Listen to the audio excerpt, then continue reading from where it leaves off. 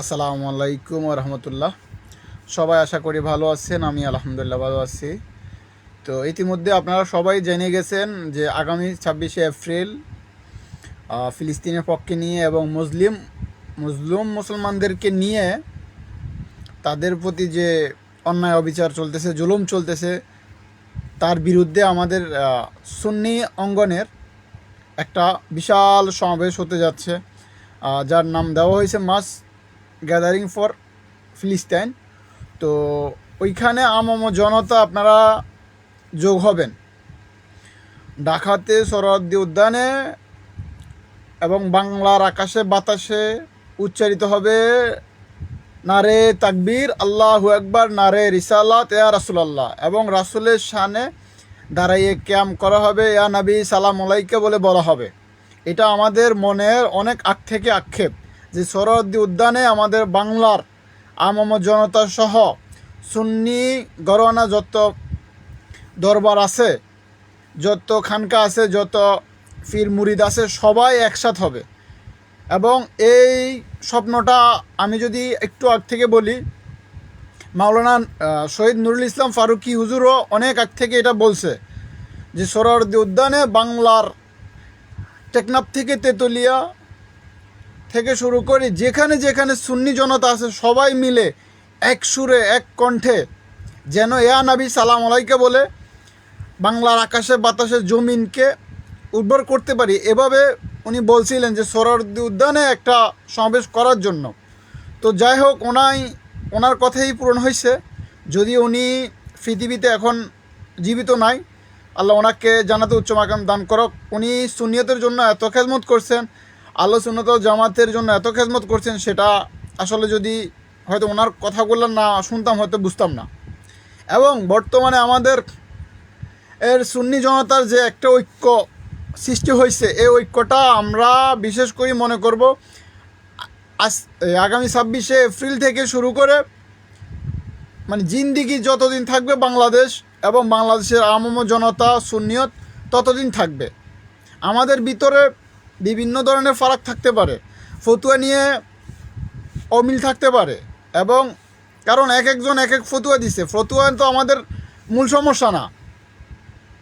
আমাদের একটা জায়গা মিল আছে, যে জায়গাগুলো আমাদের মিল দরকার ওইগুলো আমাদের দরকার। আমাদের আকিদায় মিল আছে, আমাদের রাসূলের মহব্বত ভালোবাসা ইশকে মিল আছে, রাসূলের শানে দাঁড়িয়ে ক্যাম করা ওইটা মিল আছে। তো আর কি, আমরা সবাই তো কি রাসূলকে ভালোবাসি, রাসূলের ইশক মহব্বতে ফানা হতে চাই।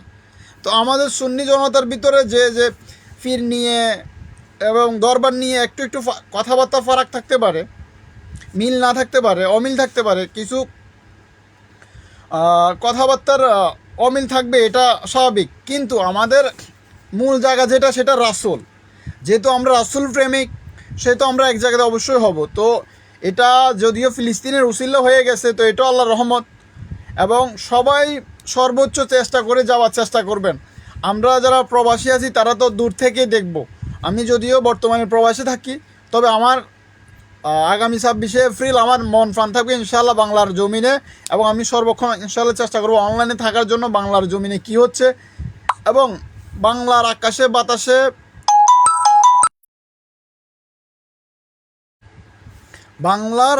বাতাসে দুনবি উঠবে নারে তাকবীর, নারে রিসালাত, ইয়া রাসূলুল্লাহ, নারে তাকবীর, আল্লাহু আকবার, নারে রিসালাত, ইয়া রাসূলুল্লাহ। যারা আল্লাহ তাকবীরের নাম দিয়ে রিসালাতকে বন্ধ করতে চায়, তাদেরকে আমরা আগামী 26শে এপ্রিল বুঝিয়ে দিব যে বাংলার জমিনে এখনও আমম জনতা, সুন্নি জনতা, আহলে সুন্নাত ওয়াল জামাতের আকিদায় 70% সুন্নি মুসলমান এখনও বাংলার জমিনে আছে। সেটা ইনশাল্লাহ আমরা আগামী 26শে এপ্রিল প্রমাণ করে দিব। আর এর মাধ্যমে আমরা উগ্রবাদীদেরকে এটাও মেসেজ দিয়ে দিতে চাই যে একটা দরবার যদি শুধুমাত্র বলে যে বড় বড় আমাদের বাংলার জমিনে এত বড় বড় দরবার আছে যেগুলাতে লক্ষ লক্ষ মানুষ হয়, এক একটা উরুস শরীফে, এক একটা বড় বড় মাহফিলে, যদি একটা দরবার থেকে একটা আওলাদগণ যদি বলে, বা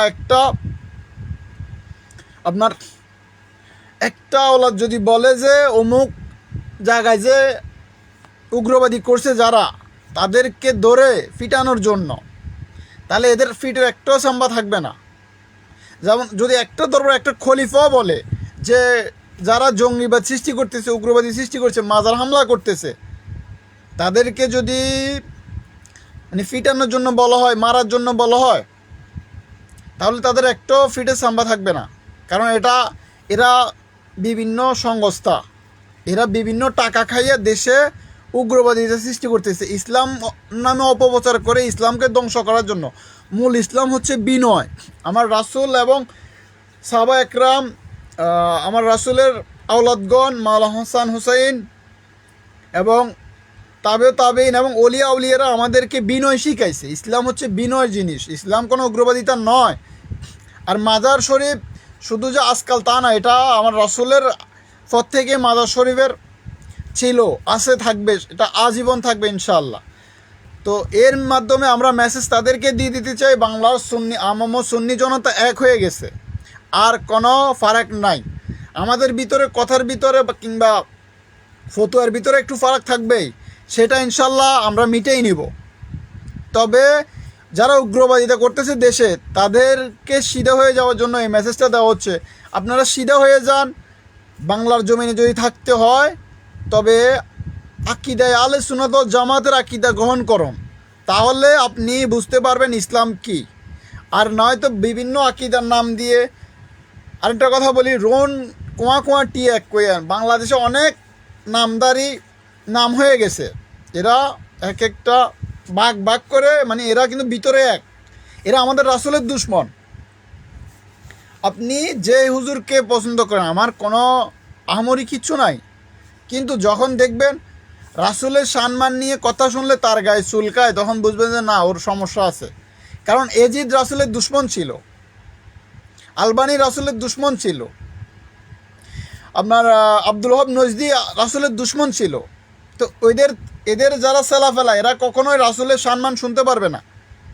আর আহলে সুন্নাত ওয়াল জামাতের আকীদা কি, আমি ইনশাল্লাহ এই নিয়ে একটা ভিডিও করবো। তবে একটু বুঝিয়ে দিই, আহলে সুন্নাত ওয়াল জামাতের আকীদা হচ্ছে রাসূলকে মানা, আল্লাহর পরে রাসূলকে মানা, এরপরে হচ্ছে সাহাবা একরাম, আল্লাহর হাবিবের আওলাদগণ, যাদেরকে আমরা বলি আওলাদে রাসূল, তাদেরকে মানা, হাসান হুসাইনকে মানা, তাবেইনদেরকে মানা, ওলিয়া উলিয়াদেরকে মানা। ওলিয়া উলিয়ারা যেভাবে যেটা ইসলাম প্রচার করে গেছে, ওইটা মানার নামই হচ্ছে যে আহলে সুন্নাত ওয়াল জামাত। তো আহলে সুন্নাত ওয়াল জামাত হচ্ছে যাই না এসপার না ওসপার, বরাবর স্টেট। আর এটার মাধ্যমে আমরা খুশুসি লাভ করতে পারবো। যদি আহলে সুন্নাত ওয়াল জামাতকে যারা না বুঝেন, তারা বুঝার চেষ্টা করেন। আর যদি আপনার আকীদা ঠিক থাকে, ঈমান ঠিক থাকবে। আপনার ঈমান ঠিক থাকতে হলে আকীদা ঠিক থাকতে হবে, আকীদা ঠিক থাকতে হলে আপনি রাসূলকে মহব্বত করতে হবে। ঈমানের মূল হচ্ছে রাসূল। মনে করেন একটা জমি আপনি চাষাবাদ করার জন্য সব কিছু রেডি করতেছেন, ওইখানে যদি একটা পচা বীজ রাখেন, ওইটা কি উঠবে? কখনো উঠবে না। আপনি একদিন না 10 দিন রাখলেন, পানি ডাললেন, উঠবে পচা বীজ রাখলে? কিন্তু যখন একটা ভালো বীজ রাখবেন তখন ওইটা উঠবে। তো ওই ভালো বীজটার নাম হচ্ছে রাসূলের মহব্বত। আমি রাসূলকে আমার জীবনের চেয়ে বেশি মহব্বত করতে হবে, আমার জীবনের চেয়ে বেশি ভালোবাসতে হবে, আমার জীবনের চেয়ে বেশি গুরুত্ব দিতে হবে আমার রাসূলকে। আমার জীবন না, শুধু আমার মা বাবা ভাই বোন আমার রাসূলের চরণে কোরবান দিতে হবে। আমার মা বাবা ভাই বোনকে যতটুকু মহব্বত করি, তার চেয়ে বেশি আমার রাসূলকে মহব্বত করার নামই হচ্ছে ঈমান। আপনি গুনাহ করবেন, আমরা মানুষ, আমরা গুনাহ করব, কিন্তু গুনাহ আর রাসূলের মহব্বত, ঈমান এক না। আপনার ঈমান তখনই থাকবে যখন আপনি রাসূলকে মহব্বত করতে পারবেন, এবং রাসূলের আপনার আকীদা সঠিক থাকবে যখন আপনি রাসূলকে মহব্বত করবেন, আহলে বাইতদেরকে মহব্বত করবেন, আহলে বাইতদেরকে মহব্বত করবেন, আপনার সাহাবা একরামদেরকে মহব্বত করবেন, তাবেইনদেরকে মহব্বত করবেন, এবং ওলিয়া উলিয়াদেরকে মহব্বত করবেন, ওলিয়া উলিয়ার সোহবতে যাবেন, তখনই আপনার আকীদা সঠিক থাকবে। আর যার আকীদা সঠিক, তার ভিতরে ঈমান আছে, সে গুনাহ করতে পারে, কারণ আমরা মানুষ, আল্লাহ আমাদেরকে ওইরকম দিয়ে দিয়েছে গুনাহ করার মতো। আল্লাহ আমাদেরকে ওইরকম সৃষ্টি করেছে যে আমার বান্দারা গুনাহ করবে এবং আমার কাছে ক্ষমা চাবে, এটাই আমি খুশি। নাহলে তো আল্লাহ ফেরেশতার মতো বানাচ্ছে, ফেরেশতা কি গুনাহ সম্বন্ধে কিছু জানে না। তো আমি মেন টার্গেটটা হচ্ছে যে আমাদের আগামী 26শে এপ্রিল আপনারা সবাই যারা দূর থেকে দেখবেন, অনলাইনে বসে থাকবেন, যে আমাদের বাংলার জমিনে যে এখনও 70% আহলে সুন্নাত ওয়াল জামাতের পক্ষে আছে, সুন্নি মুসলমান আছে, শুধু নামদারি না, হয়তো আমরা বিভিন্ন কারণে একসাথ হইতে পারি না।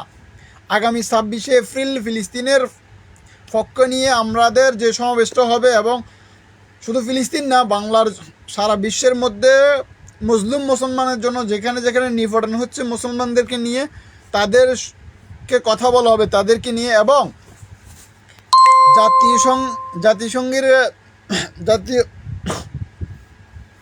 আপনার ওআইসিকে এটার মাধ্যমে বার্তা দেওয়া হবে, জাতীয় সংস্থাকে বার্তা দেওয়া হবে, যেমন ফিলিস্তিনের পক্ষে কথা বলে কাজ করে, ফিলিস্তিনকে মুক্তির দাবির জন্য যেটা যেটা করা এটা নিয়ে দাবি তুলবে। এবং আমি এর সাথে আরেকটু যোগ করতে চাই যে বাংলার আম জনতা একটাই দাবি উঠাবেন যে আমেরিকাকে বলবেন, যে ডোনাল্ড ট্রাম্পকে বলবেন যে ইসরায়েলকে আমেরিকা নিয়ে যাওয়ার জন্য, ইসরায়েলকে আমেরিকা স্থানান্তর করার জন্য, ইসরায়েলের সকলকে নেতানিয়াহুকে সহ সবাইকে আমেরিকা নেওয়ার জন্য।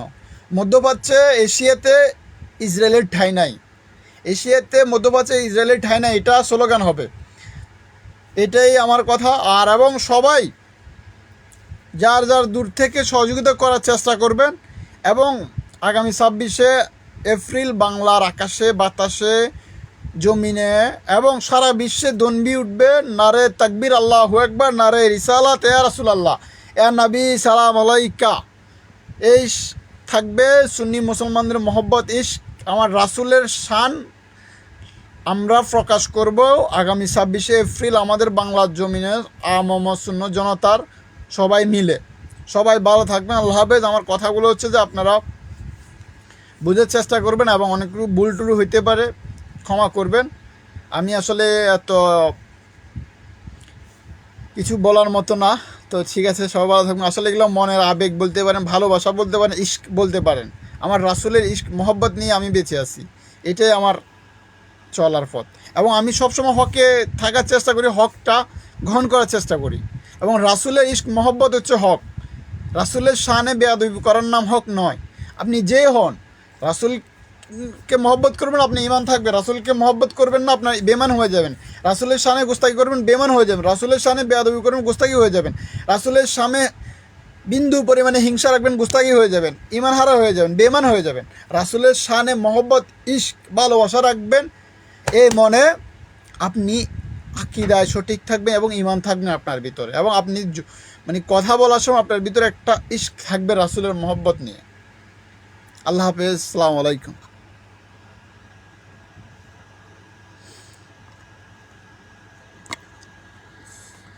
এটা কি?